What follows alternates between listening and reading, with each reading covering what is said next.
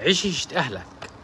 الجملة دي دايما كانت بتعدي علينا وكنا نفتكرها شتيمة أو جملة اللي بيقولها يقصد إهانة للي بيقولها له، لكن لو فكرنا فيها وكل واحد عمل بيها فعلا هيكسب مكاسب عظيمة.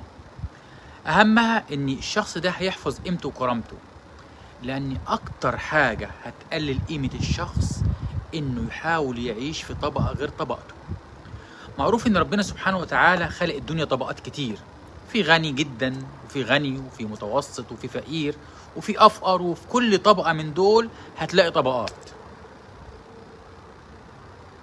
المشكلة لما حد يحاول يعيش في طبقة غير طبقته وبإمكانيات طبقته، ده بيقلل قيمته، لأن الطبقة اللي عايز يعيش فيها هتبقى كشفاه وعارفاه إنه مش منهم، لأن طبيعي لو قدر يجاريهم في حاجة مش هيقدر يجاريهم في الحاجة التانية. هتلاقي مثلا واحد مرتبه ما يعديش 3000 جنيه ومتداين وجايب تليفون ب50,000 جنيه، قد مرتبه سنتين، فيعيش ظروف بايظة لحد ما يخلص أقساط الحاجة اللي مش أساسية بالنسبة له، وكان ممكن تليفون أقل من كده يأدي الغرض.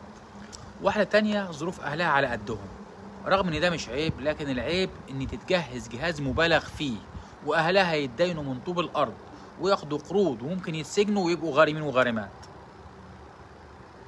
كل ده علشان يعيشوا عيشة مش بتاعتهم، فقللوا قيمتهم بين الناس.